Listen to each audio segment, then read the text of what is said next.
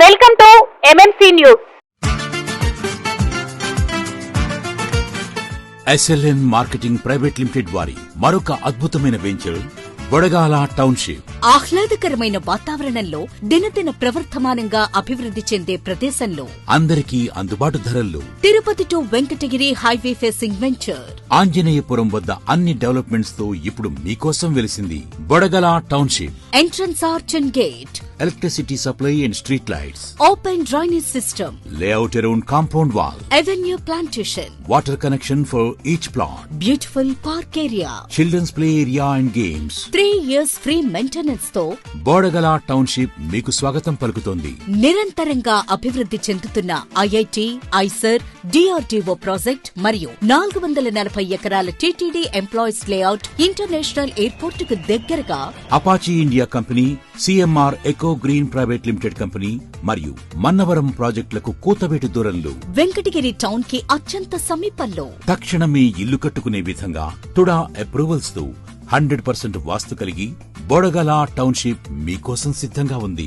ఇవే కాకుండా 1 కోటి రూపాయల కస్టమర్స్ లక్కీ టిప్ ధమాకా కలదు. ప్రతి ప్లాట్ బుకింగ్ పై 10,000 రూపాయల నుంచి 50,000 రూపాయల లక్కీ డిప్. ప్రతి ప్లాట్ అగ్రిమెంట్ పై 20,000 నుండి 2 లక్షల రూపాయలు గెలుచుకునే అవకాశం. ప్రతి ప్లాట్ కు 10 రోజుల్లో పేమెంట్ కడితే రిజిస్ట్రేషన్ ఫ్రీ.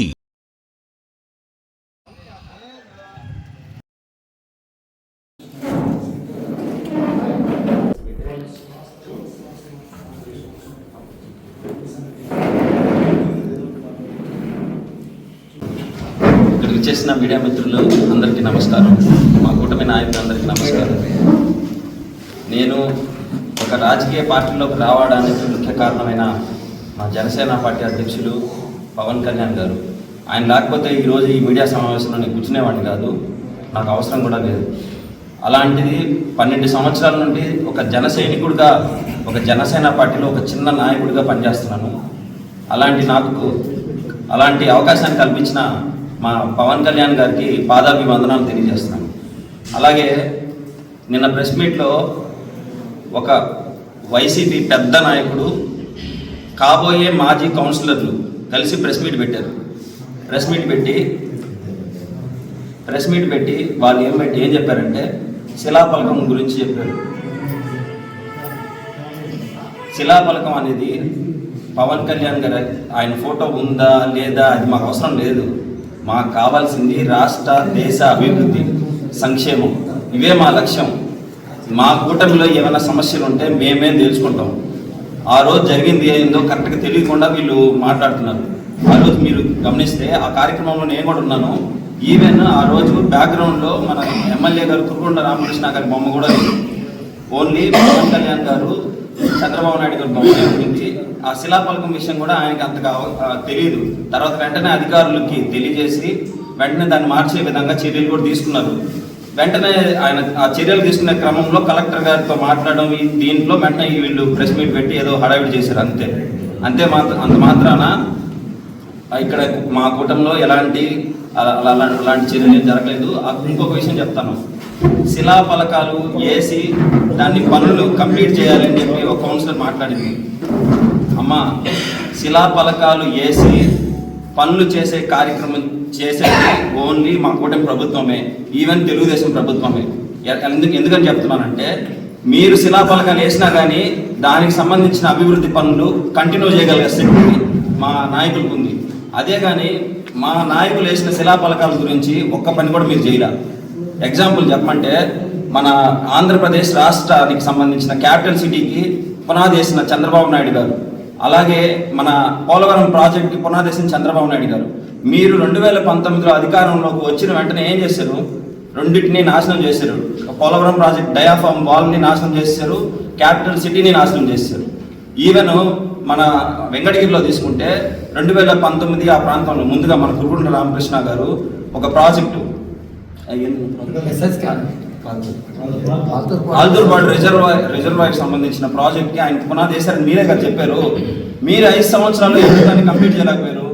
రివర్స్ టెండరింగ్ అంతా చేసి దాన్ని కంప్లీట్ చేయాలి. రేపు మా ప్రభుత్వం వచ్చింది కాబట్టి ఇప్పుడు మేమే దాన్ని కూడా కంప్లీట్ చేస్తాం. ఇప్పుడు మీరు ఓన్లీ ఇప్పుడు మన వెంకటగిరి టౌన్లో కూడా గమనిస్తే ఈ శిలాఫలకాలను విపరీతంగా వేసుకో ఉంటారు. మీరు కావాలంటే గమనించండి, మీరు ప్రతి వార్డులో వెళ్ళండి. నేదురు మళ్ళీ ఆయన రామ్ కుమార్ రెడ్డి గారు 1.5 సంవత్సరం ఉండింది, కానీ ఇష్టం వచ్చినట్టు శిలాఫలకాలు వేసినారు. కానీ అభివృద్ధి పనులు అయితే శూన్యం. ఈ అమృత్ 2.0 కూడా అలాంటిదే. శిలాఫలకం మాత్రం వాళ్ళు వేశారు.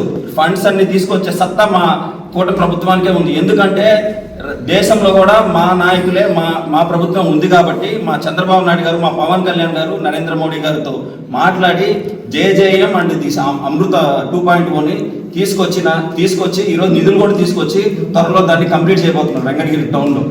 అది మా కూటమి ప్రభుత్వం యొక్క నిబద్ధత. మళ్ళా చెప్పాలంటే మన లడ్డు గురించి మాట్లాడారు. లడ్డు అసలు అడల్టరేషన్ జరగలేదని చెప్పి చెప్తున్నారు. అసలుకి సిట్ ఇచ్చింది ఏంటి? మీరు 60 లక్షల టన్నుల నెయ్యిని తయారు చేసి 25 కోట్ల లడ్డూలు తయారు చేసి 235 కోట్ల రూపాయలు అవినీతి చేసినట్టు క్లియర్గా చెప్పారు. దాంట్లో సిట్లో కూడా వాళ్ళు ఏం చెప్పారు?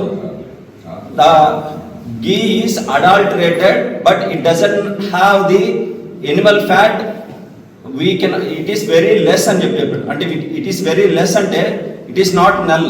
అర్థమైందా? లెస్కి నల్కి ఎగ్జాంపుల్ ఏంటంటే మీ బ్యాలెన్స్, మీ ఫోన్లో balance it is very low అంటే అర్థమైంది. మీ బ్యాలెన్స్ ఉన్నట్టే మీరు ఫోన్ చేయగలుగుతారు. ఇట్ ఈస్ నల్ అంటే మీ ఫోన్ చేయలేనని అర్థం. కాబట్టి దాంట్లో కూడా ఎనిమల్ ఫ్యాట్ కూడా ఉంది. దాన్ని 10% కంటే తక్కువ వాడారు కాబట్టి వాళ్ళు ఖచ్చితంగా చెప్పాలి. దాన్ని పెట్టుకొని మేము అసలుకి లడ్డు అపవిత్రమే చేయలేదు, కూటమి ప్రభుత్వం గోయిందా అంటున్నారు.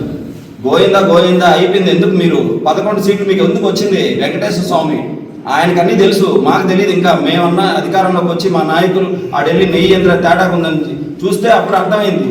కానీ వెంకటేశ్వర స్వామికి తెలుసు నెయ్యి అపవిత్రం అయిందని, అందుకనే వాళ్ళని 151 నుంచి 11 దించింది. అర్థమైందా? కాబట్టి ఇంకొక చివరిగా ఒక విషయం అయితే చెప్తాను. వెంకటగిరి రాజకీయ చరిత్రలో 3 నాయకులు నిలిచిపోతారు. పెద్దరాజా గారు, నేదులు మల్లి రామ్ కుమార్ రెడ్డి గారు, తర్వాత జనార్దన్ రెడ్డి గారు, తర్వాత మన కుటుంబ రామకృష్ణ గారు. వీళ్ళ 3 వాళ్ళు చేసిన అభివృద్ధి పనుల గురించి మనం చెప్పగల వెంకటగిరి ప్రజల్లో ఎవరిని అడిగినా చెప్తారు. అలాంటి నాయకులు వాళ్ళ గురించి మనం తక్కువ చేసి మాట్లాడితే అది మనకే చాలా చెడ్డ. ఈ మిగిలిన 2 నాయకులకి రామకృష్ణ గారికి తేడా ఏం తెలుసా? వాళ్ళు చనిపోయినారు, ఈయన బతుకున్నారు. మిగతాదంతా సేమ్ టు సేమ్. అర్థమైందా? కాబట్టి కురుగొండ్ల రామకృష్ణ గారి గురించి మాట్లాడే స్థాయి కూడా అక్కడ ఉన్న నాయకులకు కానీ సమన్వయకర్తలకు కానీ లేదని తెలియజేసుకుంటూ నాకు ఇంతటి అవకాశాన్ని ఇచ్చిన అందరికీ, పెద్దలందరికీ ధన్యవాదాలు తెలియజేసుకుంటూ